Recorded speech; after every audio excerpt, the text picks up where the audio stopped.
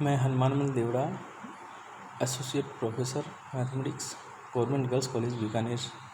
प्रिय छात्राओं, मैं आपको बीएससी पार्ट सेकंड का फर्स्ट पेपर कंटिन्यूटी को आगे लेते हुए, क्योंकि पहले आप पूर्व में पढ़ाया था कंटिन्यूटी फंक्शन क्या है और एक चर और दो चरों के कंटिन्यूटी फंक्शन के बारे में आप लोगों को बताया था। अब मैं जो बता रहा हूँ उसमें आपके कंटिन्यूटी की कुछ थ्योरम्स हैं जो पेपर में ज़्यादातर आपको पूछी जा रही है। तो जैसे थ्योरम पहली है कि सिद्ध कीजिए किसी फलन f का एक बिंदु x बराबर c पर सतत है तो वह फलन किसी बिंदु x बराबर a पर अवकलनीय होगा, किंतु विलोम सत्य नहीं है। तो हम मानेंगे कि माने कोई फलन अपने क्या है f का प्रांत d के किसी बिंदु x बराबर a पर सतत है, तो सांतत्य की परिभाषा के अनुसार एप्सिलॉन ग्रेटर देन 0 के संगत ऐसा बिंदु डेल्टा ग्रेटर देन 0 विद्यमान होता है कि modulus function of x minus A less than of delta then F x minus f ए का मॉडुलस लेस देन एप्सिलॉन। एक नंबर समीकरण मांगा। अब आपको कह रहे हैं इसका मापांक फलन भी सतत होगा, तो हम सिद्ध करेंगे किसका, तो अपने को f की जगह क्या करना है, f का मापांक अपने को प्रूव करना है कि वो भी कंटिन्यूस होगा। तो हमने इसका पूरे का टोटल जो F x minus f a है मॉडुलस, उसका मॉडुलस ले लिया, f की जगह मॉडुलस f लिख दो। तो अपने एक में पुट करेंगे तो ये आपका हो जाएगा modulus of modulus function of F x minus modulus of F A का whole modulus less than equal of F x modulus का माइनस एफ ए का मॉडुलस। अब एक और दो से स्पष्ट क्या हो रहा है कि modulus of A modulus function का जो मान है वो लेस देन एप्सिलॉन आ रहा है, क्योंकि एफ एक्स माइनस एफ ए आप पढ़ चुके हो किसकी कंटिन्यूटी की परिभाषा के अनुसार। देन एफ एक्स एक्स बराबर ए पर सतत है। अब इसका अपने को विलोम प्रूव करना है, तो विलोम प्रूव करने के लिए अपने पास क्या है, इस प्रमेय का विलोम सत्य नहीं होता है, क्योंकि संयुक्त मापांक फलन जो है एफ एक्स सतत है तो एफ सतत होना आवश्यक नहीं है। इसको एक उदाहरण द्वारा स्पष्ट किया जा सकता है। पेपर में आपसे ये भी एक क्वेश्चन पूछा जा सकता है कि एक ऐसा उदाहरण लिखिए जो फलन सतत है परंतु उसका मापांक सतत नहीं है, या मापांक सिद्ध कीजिए कि मापांक फलन एक असतत है। तो आपको क्वेश्चन थ्योरम ये है, इन्हीं में से कोई क्वेश्चन भी नया बन सकता है। तो अपने को प्रूव करेंगे, हम लेंगे कोई मापांक फलन एफ एक्स और इसका ले लिया अपने -1 x less than of a और +1 x greater than equal a. तो राइट हैंड लिमिट लेंगे, limit x tends to a plus f x equal to आपको गिवन है +1, और लेफ्ट हैंड लिमिट आपको दे रखी है x tends to a minus f x equal to -1। देखो left hand side और right hand side function equal नहीं है, अतः x बराबर ए एफ ए का मान अपने पास गिवन दे रखा 1। इसका मतलब ये तीनों का मान क्या है, ये डज नॉट एग्जिस्ट है, अर्थात ये इस पर सतत नहीं है, क्योंकि अपनी लेफ्ट हैंड लिमिट और राइट हैंड लिमिट बराबर नहीं है और फंक्शन की वैल्यू के मान के बराबर होना चाहिए। तो आपकी कौन सा हो गया, सतत नहीं है। अब दूसरी इसकी जो थ्योरम है कि सिद्ध कीजिए कि फलन f का किसी बिंदु x बराबर a पर सतत है तथा जी वाई किसी बिंदु x बराबर एफ ए, मतलब यहाँ पे पॉइंट अपना x equal to f a है, पहले x बराबर ए था अब x इक्वल टू ए पर सतत है, तो फलनों का संयुक्त फलन जी ओ एफ बिंदु x बराबर ए पर सतत होगा।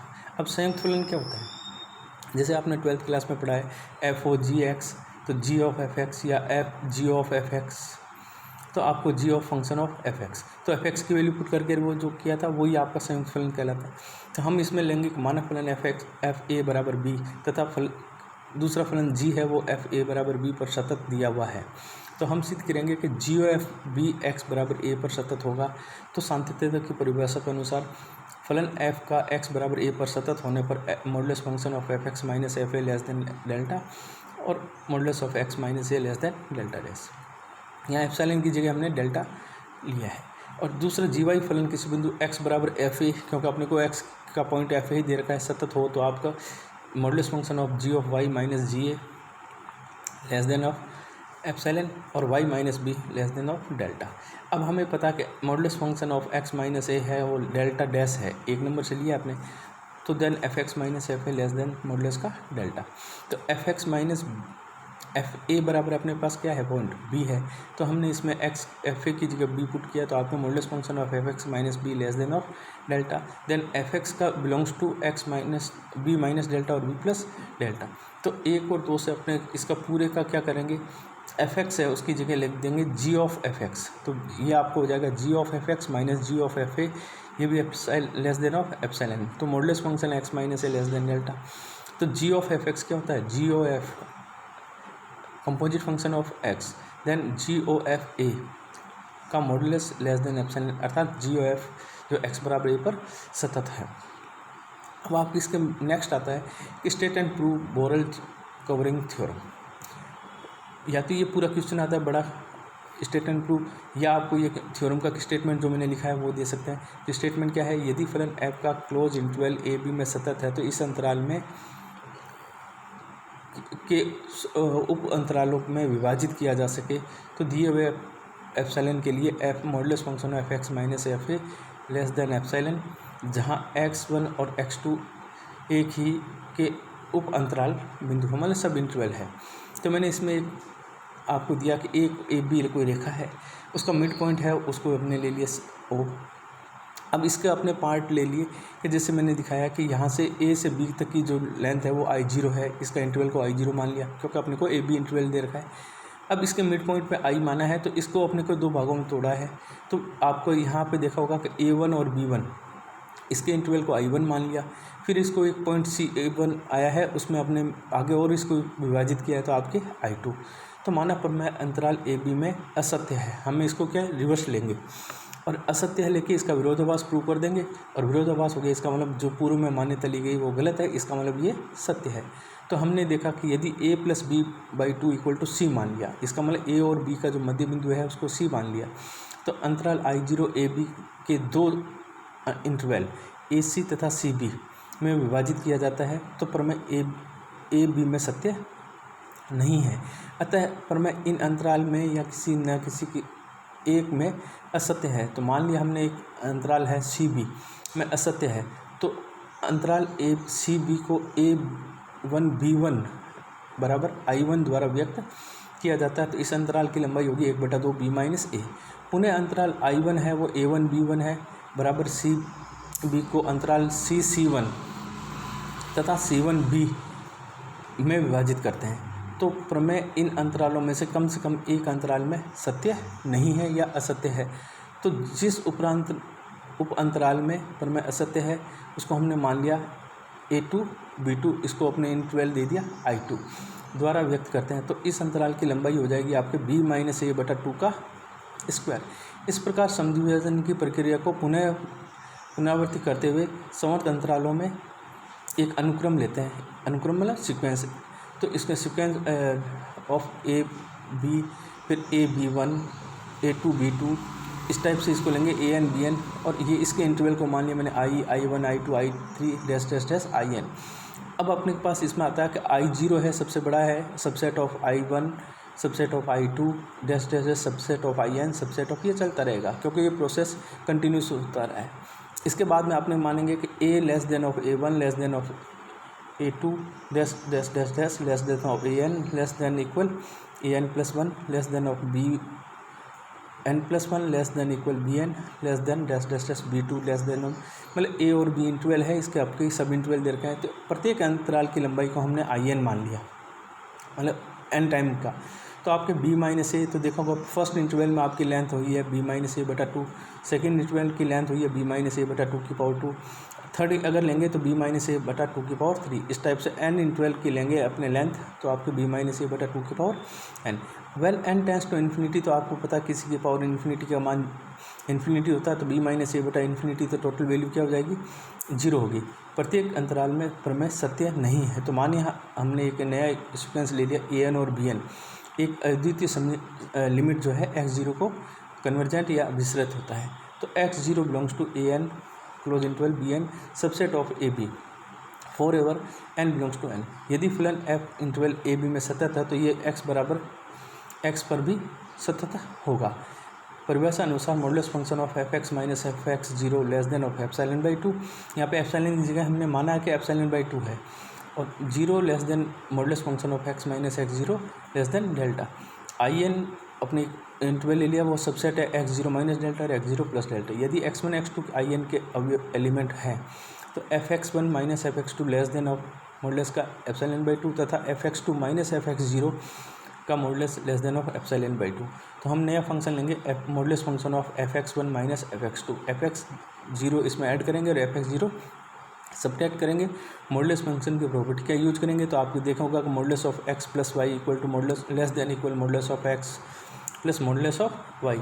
तो इसमें आपने देखा होगा कि अपने पूरे माना है एप्सिलॉन/2 अर्थात किसके मान के बराबर आ गया है, एप्सिलॉन के।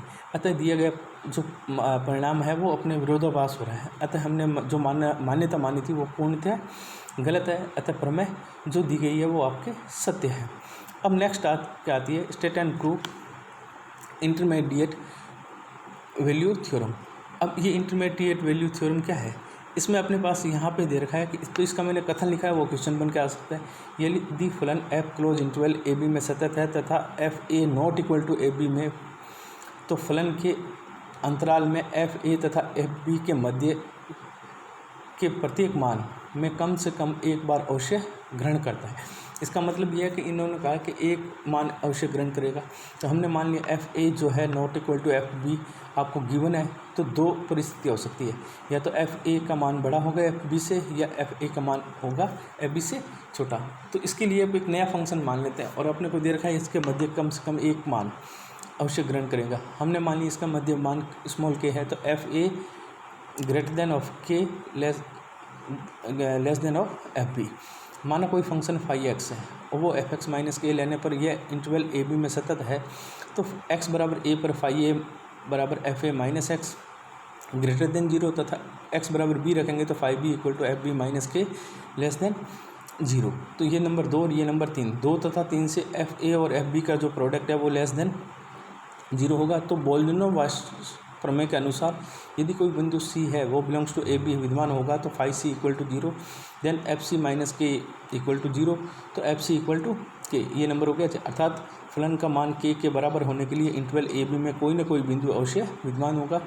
अतः इस पर सतत फलन एफ द्वारा एफ ए और एफ बी के मध्य के मानों को ग्रहण करने के लिए इस इंटरवल में ए बी में सतत बिंदु विद्यमान है। अतः सतत फलन एफ ए तथा एफ बी के प्रत्येक मध्य मान ग्रहण करता है। अब नेक्स्ट आता है आपके यूनिफॉर्म कंटिन्यूटी। ये इंपॉर्टेंट है, इसका क्वेश्चन भी पूछता है और मैंने एक एग्जांपल भी लिया है और आपका ये एग्जांपल भी पेपर में आया और इसकी डेफिनेशन भी आई हुई है। यदि कोई फलन एफ ओपन इंटरवल आई पर परिभाषित हो तो एफ उस अंतराल आई में एक समान सतत कहलाता है यदि प्रत्येक स्वच्छ न्यून धन कोण या धन राशि एप्सिलॉन ग्रेटर देन 0 के संगत कोई delta of epsilon greater than 0 जो आई के